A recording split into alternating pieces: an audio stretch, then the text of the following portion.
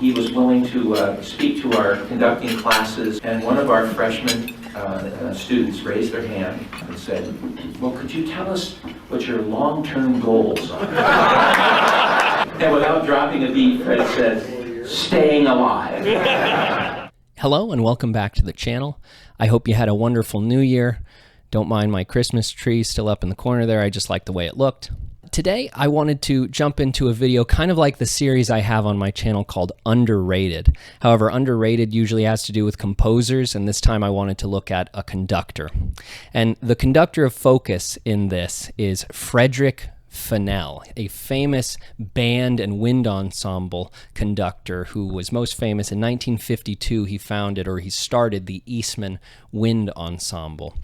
I know some of you out there might go, oh, I know who Frederick Fennell is. What is this kid talking about? Oh, calm down, calm down. What I mean by that is in all my time in music college, I just I'd never heard some of these names. There's some names that now I consider to be some of the greatest, most inspirational musical figures, especially within our classical realm, of this realm of classical music. And I'm just stunned that I didn't hear some of these names in college more, because it would have really fired me up and got me even more inspired. So if you have not heard of Frederick Fennell, this is for you. I feel he's a bit underrated. And so let's get into why I like him so much.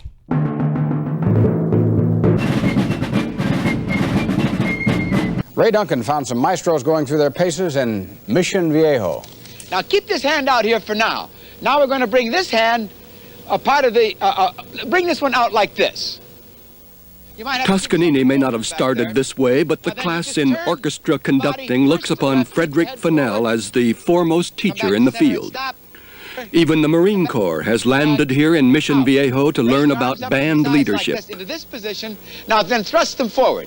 1, 2, 3. Now go up over your head. 1, 2. Keep the fingers together. Don't let the fingers go apart. That's no good. All the music slips through. You don't want that. Keep the fingers together. I really enjoy the charisma. I enjoy his enthusiasm. If you go and watch any of his videos where he's conducting ensembles, you can just tell it's a blast. To feel each move they make. The next thing I want you to do is to go down. And then bring yourself up with it. Like a Polaris missile. Watch. You gotta pull yourself up out of the water. You feel that? Pull it up. Pull it up. The resistance of the water is an effective teaching tool in spite of any disadvantages. And now, for the first time, we're about to hear some music.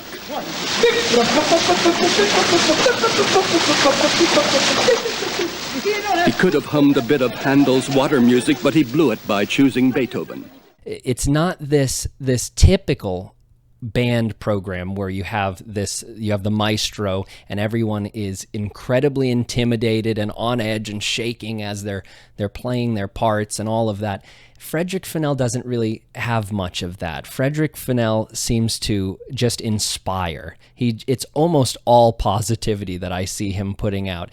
And he's such a positive, outgoing, eccentric man that it seems the groups want to please him. It seems like they want to play really, really well because they know they have a great musical personality, a really charismatic, caring guy in front of them. I think when you get that sort of energy in a room, the sound that results from that is just second to none. And you can really hear it on his recordings. And so that gets me into a bit more about Frederick Fennell's life. He started this Eastman Wind Ensemble. He started it because I believe the University of Rochester, it just had symphonies, it had ensembles like that, but no dedicated wind ensembles. So he thought, well, that's a good idea. He immediately wanted to break into the recording scene. And this was in 1952, remember, so not everything had been recorded a million times yet. He did a bunch of CDs in a series called Mercury Living Presence.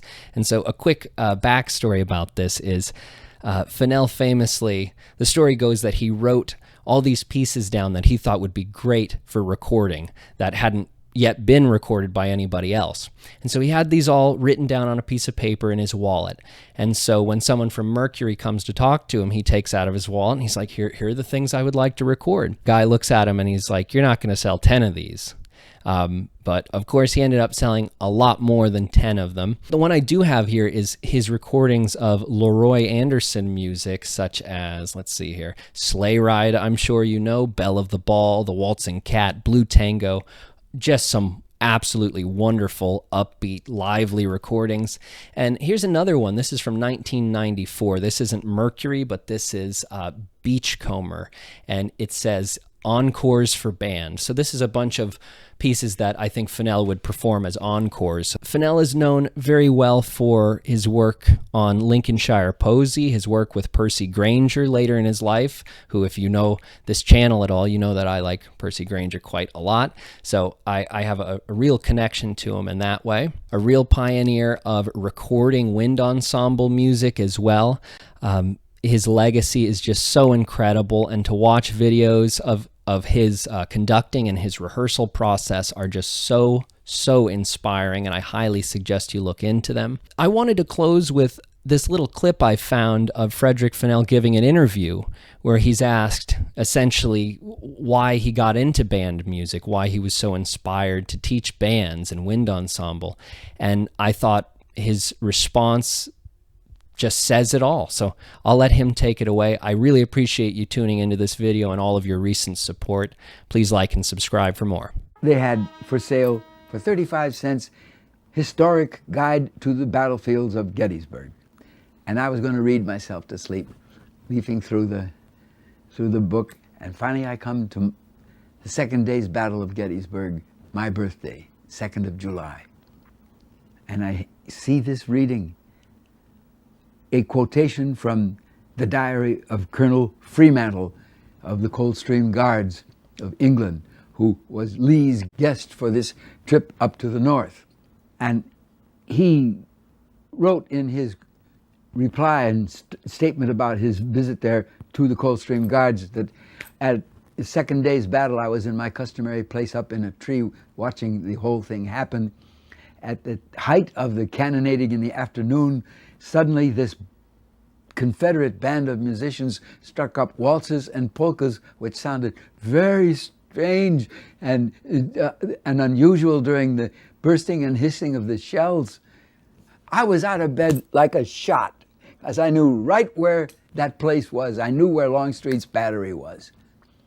And I went over there. I sat astride one of these great Napoleon cannon that he had. It was a beautiful night, so quiet, really wonderful moonlight, very still. And I just promised myself that it couldn't end here. I had to do something about this.